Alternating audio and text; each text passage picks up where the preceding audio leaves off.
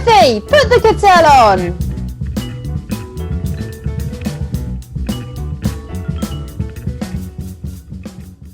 Welcome to Timothy Put the Kettel On. Timothy Put the Kettel On is a podcast looking at issues within hospitality, solutions and inspirational stories. The podcast is shared on all major platforms, iTunes, Google Play, SoundCloud and Spotify, and it's marketed on social media. Welcome to our podcast, Timothy Put the Kettel On. I'm Sarah Kettel and this is my co-host, Timothy R. Andrews. Hi, Tim. Hi, Sarah. How are you doing? Good, and how are you doing today? Very well. I'm very well. So today we're actually joined by Laura Willis, who is the co-founder of Shine Offline, a digital wellbeing and management expert. Hi, Laura. Hello, Sarah and Tim. So Laura, you're here to talk to us today about what you do, which is really, really interesting. And for those of you who are listening purely from a hospitality basis, this is going to sound a bit strange that we're actually going to talk about social media today. But it's very, very poignant for a lot of us, and we're going to go into why. So Laura, why don't you give us a bit of an introduction about what you do? So I basically help people to understand and improve their relationships with their technology, predominantly their phones, because that's the thing that we're carrying around with us all of the time. And then our laptops as well. It's all around social media, news, the stuff that we access in our personal time, and then stuff that we're using for work as well, email, instant messenger, etc. So I work with businesses and I go in and basically create spaces for people to examine the role that their devices are playing in their world at the moment and start to explore small adjustments they could make so that they basically have space to breathe in a world where we are frazzled and constantly on, and it's 24/7. You'll be aware of a documentary that's been on Netflix, which everybody has watched, which is terrifying, I think has been described to me as by most people, which is about how addicting our phones are and how they're meant to be. Yep. Every time I say the word social dilemma, I pay myself £1 because I'm talking about it a lot at the moment. And I'm overjoyed that has got to Netflix, because a lot of the people that feature in the documentary, it's a lot of ex-Silicon Valley executives, senior executives, like co-founders of Twitter, co-founders of Facebook, etc., coming out and being very candid about the mechanisms behind how they develop this stuff and the impact it's having on us sort of at an individual and local level, and then at a really global cultural level. And anybody can watch it on Netflix, and it's amazing because when you hear the makers and masters talk about it, the fact that they don't want their kids near it, that they themselves really struggle with it, and that they think that it's wrong in a lot of cases, I think that gives us a chance to go, okay, I am really pulled and it does my head in and it doesn't make me filled with joy, but it looks like everybody's struggling and it's designed in that way. So yeah, I'm thrilled about the social dilemma. Why do you think people are pulled or so attracted to mobile phones? What is it that makes them addictive? It's pretty complicated. They're amazing. You know, who doesn't want to know what's going on in the world, keep entertained, stay connected to their friends and family all the time? They're amazing. We're carrying little computers around in our pockets. So that's obviously one reason, the benefit they've brought to our lives. Our reliance on them is pretty recent. If you flip back to 10, 15 years ago, the world looked very different. Mobile phones existed, but the smartphone revolution is quite new in evolutionary terms. So it's become central to our personal life and to our working lives pretty quickly. And there aren't a lot of people out there talking about guidelines and putting structure around your digital diet. So with the lack of those sort of official guidelines, it can be hard to take the time to step back and reflect on your own behavior. We are living in an attention economy. Whole economies are built on getting your attention, converting it into cash. And all this stuff is set up with dopamine in mind, the body's reward substance. Whenever you get a post or somebody likes your photo, or you get an email or a text or a WhatsApp, you get a hit of dopamine, which makes you feel good. And it's set up using the psychology of the casino on purpose, because the way that this stuff makes money is through clicks and hits and views, because it's advertising revenue. We as human beings are designed to be distracted. It's part of our survival mechanism, because whenever the saber-toothed tiger was our greatest threat, we had to hear the rustling leaves so that we could physically run and save ourselves. So distraction isn't built in us. So if we're dealing with something on an hourly basis that is built in a distracting way, of course, it's going to take up an awful lot of our time. I think also there's a ripple effect of behavior. You know, if he's doing it and she's doing it, then I'm doing it too. And you see that on like trains, platforms, restaurants, anywhere where there's a group of people, everybody's on their device. And I think we copy each other. And when it comes to workplace cultures and technology that we're using at work, which we're doing an awful lot more in the past few years, it's been really, you know, people are overloaded by their inboxes and they're overwhelmed, etc., as a result of work tech. There's a culture now of a sort of 24/7 expectation. You know, if you respond to an email after hours, outside your, you know, official hours, that makes you good and conscientious and ambitious and somebody who should be watched. And that's sort of normalized now. Whereas the flip side of that is there's no chance for downtime for a lot of people. So it's complicated. There's lots of different reasons, and they're all sort of piling up on top of each other to result in the situation that we're in now. I think that's really interesting that you mentioned downtime, because, you know, when you work in an industry like ours, you'd be very hard pushed to find people who work a 9 to 5 anyway. So we already have unsociable hours, we already have long hours. And for a lot of us that are pivoting, you know, myself included, and have had to create businesses or save businesses using our phones and using social media and using technology during lockdown, it has seemed to become this endless loop of work. And it's not even enjoyable anymore. So, for instance, if I go on Facebook, I'm not on there to see my mate's new baby or see what the kids have been up to, or that photo that everyone posts in September of first day of school, here's the new uniform. I'm not on there to see that. I'm on there to see how many people have looked at my business. I'm on there to post about my business. So in some ways, all the joy has almost been sucked out of it. And it's a very double-edged sword. And also, I think you've touched upon probably the most important thing that you need to understand, which is the trigger that's driving your behavior. We launched the business because I had a dysfunctional relationship with my phone. It was my work email on my personal phone that was my pull. And I ended up in a state of insomnia and panic disorder where I just couldn't exist anymore. And I had to go through a journey to make myself better. I wasn't obsessively checking my inbox because I love getting emails. I was obsessively checking my inbox because I was self-employed. I was on contracts. I wasn't on retainer work. The wolf was at the door. The way that people communicated around my business with me regarding new jobs, etc., was through my inbox. So that fear was driving my behavior. And I think we need to take time to understand that the triggers that drive our behavior need to be worked through. I've been saying since day one, as a small business owner myself, I've got really good digital balance. I've got no email on my phone. I've got 2 phones, a work phone and a personal phone, and my work phone stays in the office. My personal phone stays in the cupboard where the tea bags live at home. I'm not on social media. And yet I'm now running a business that is working at a global level and has been successfully for over 4 years. You do not need to be constantly connected to be a success. You need to use the stuff with intention, and you need to use it to fulfill purpose. But it's when it becomes habitual and there's no control around your behavior, that's when we need to take a moment and say, is this actually causing me more pain than good? You know, I've been out and worked with small businesses who have said, but if our neighbour is responding straight away and we're not, how can we possibly be competitive? And my response to that is, well, okay, say for example, you're working in a creative sector. What are you striving to be? And you're customer facing. You want to have good rapport with your clients. You want to be innovative. There's lots of things that you need to be in order to succeed as a business. And if you're on all of the time, you can't be those things because you're exhausted and you're tired and you're distracted and your mental health is going out the window because your head's so full and it's not healthy. You know, when we ask, 90% of people since COVID say their digital causes them stress and overwhelm. And this stuff was invented. The intention was to provide and to assist us in our lives. And, you know, I've worked with tens of thousands of people and I've met very few people who have good digital balance. Because as a human being, you're not meant to be stimulated 24/7. We haven't evolved as a species since Stone Age. And the amount of information we're processing these days is beyond anything that the brain can cope with. I went for a walk by the Thames and saw these benches, thought, oh, that'd be great. Nice to sit down, have a look at the water and the geese and the ducks and everything. And then I noticed on all the benches where somebody was sitting on their own, every single person was facing the water, looking at their phone, not looking at the water at all. Okay.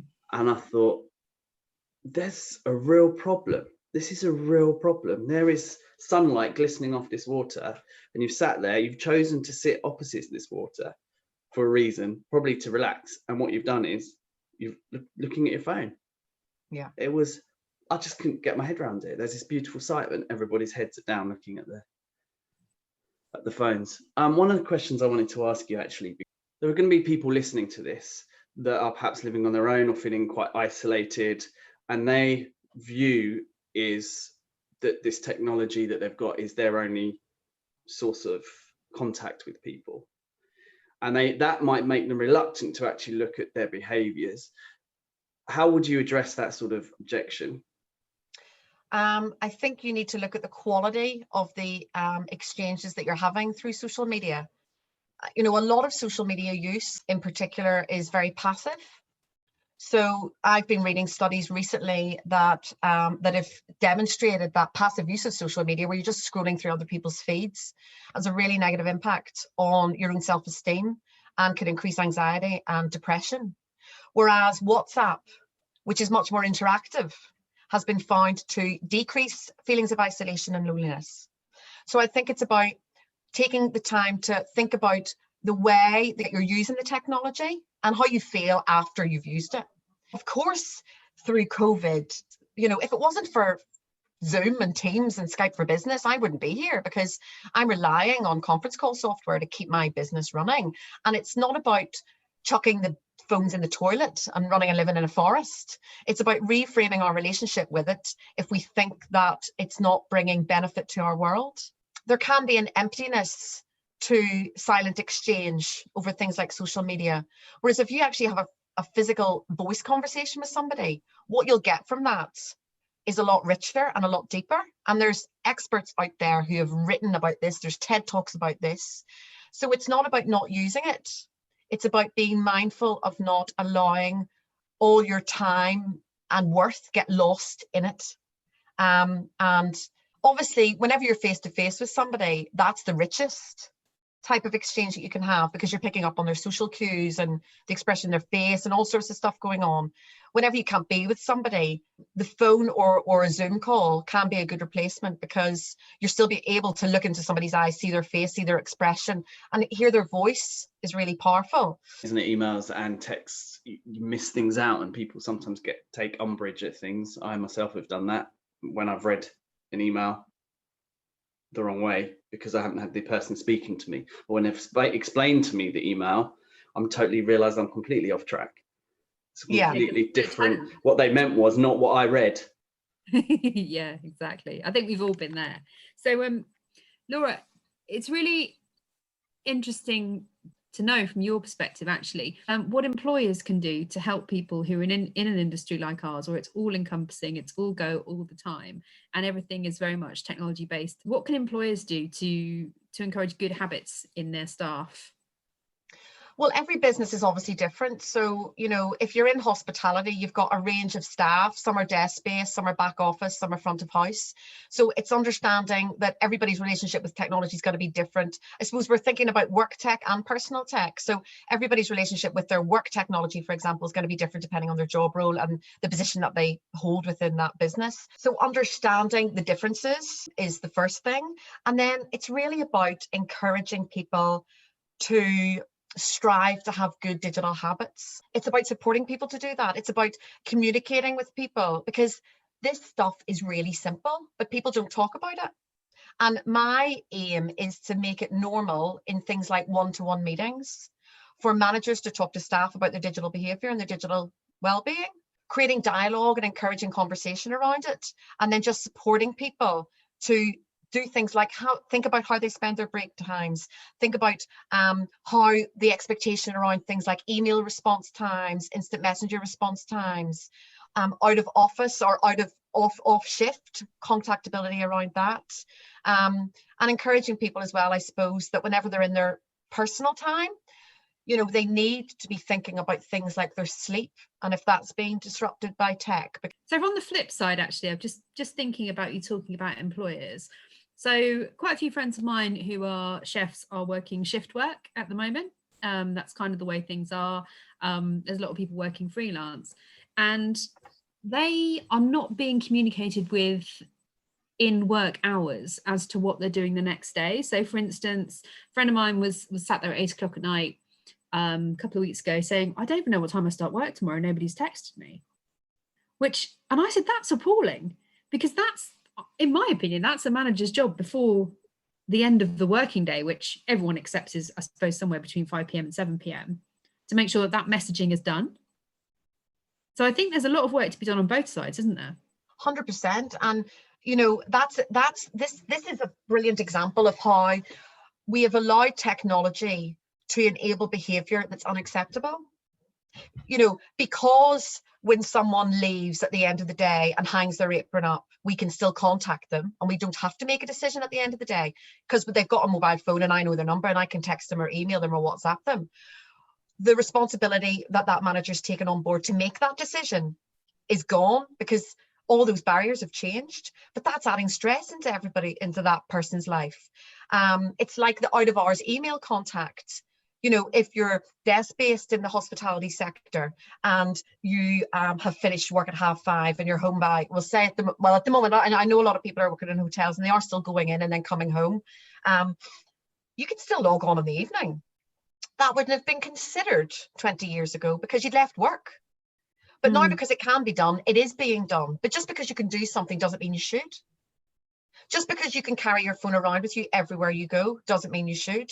Just because your phone can notify you every time somebody updates their Facebook status doesn't mean it should. Just because your phone can wake you up in the morning doesn't mean it should. And just because you don't need to let that guy know what time he's on tomorrow morning because you can contact him at 10 o'clock tonight doesn't mean you should. People listening to this who may be finding that they are looking at social media a lot, scrolling through, waiting for that notification to come through, waiting for somebody to pick up, and then realizing that they're feeling unhappy with the situation and feeling a state of overwhelm and perhaps lack of control. Have you got any advice or some sort of key tips that they can try and implement that might be useful for them? Well, those people who are Netflix subscribers need to watch The Social Dilemma, because that's definitely a good starting point to start to understand your behavior and why you're pulled in, because you're not unusual. It's designed in that way. You need to understand that behavioral change is really hard anyway. And if you're trying to change behavior around something that's designed in an addictive way, it's going to be difficult. So you've got to be kind to yourself and realistic, and maybe think about one small change that you could make. And it's about making small changes. It's about creating boundaries and putting barriers in place. You can use your phone to analyze your screen time. So you could maybe start to go into your settings and look at your screen time. When were you on, right? What are is it your break times? Is it evening? Okay, it was 2 hours today. Could you get it down to 1.5 hours tomorrow? You can set a limit on the screen time features within the phone so that once you hit your 1.5 hour limit, you can't get back in until tomorrow. Taking the app off the phone, so you can't access it at all on the phone, and using it only on your laptop and creating a rule around that is a great way of minimizing that constant just check, because the phone is there in your hand. There are apps you can download to your phone. Off time is a great one. We've got a blog on our website all about apps that help you manage your relationship with your phone, and off time is one that we talk about. Basically, it allows you to disable your phone but customize what you can do. So say you wanted to have the evening and you didn't want to be disturbed by Facebook or WhatsApp or news, for example, but you wanted to listen to a podcast. You could set it so that the only thing that works on the phone is the podcast app. Don't double screen. If you're going to take the time to sit down either on your own or with other people to watch some telly, be that I'm a celebrity or a movie or whatever, do it and be present and enjoy it together. Don't sit and scroll through your iPad or your phone while you're on the TV. This stuff, a lot of people spent a lot of time creating this stuff and it's amazing and you're paying for it. So get as much out of it as you can. They're the sorts of things that we talk to people about. It's about small, tiny adjustments. And I would always encourage people to make 1 or 2 changes around what a behavior that they think is a pull for them, and just keep bringing curiosity to it, keep bringing experimentation to it. It's hard, so treat yourself with a bit of kindness and don't beat yourself up, you know. I believe that you have a blog where people can go and find out a lot more about this. Would you like to share that with us? Yeah, so if you go to shineoffline.com/blog, there are a number of articles there about understanding the pull of technology, how to get yourself into a place of deep focus and minimize your digital distractions, how to reclaim your breaks and manage your work-life balance. Mindfulness is a big one because there's a big correlation between mindfulness and this distracted world that we live in, and it's all explained in the blog. So there's another one about sleep. There's loads on, and about the importance of having holidays, all about the relationship we have with our tech and what we can do, all different things. So if people want to check that out, please feel free. www.shineoffline.com/blog. So thank you so much for your time today. Thanks, guys. It was Really brilliant. interesting. Thank you. Laura. Take care. care. Bye-bye. Take care. Bye. Bye. We look forward to you joining us in the next episode of Timothy, Put the Kettle On, available on iTunes, SoundCloud, Google Play and YouTube.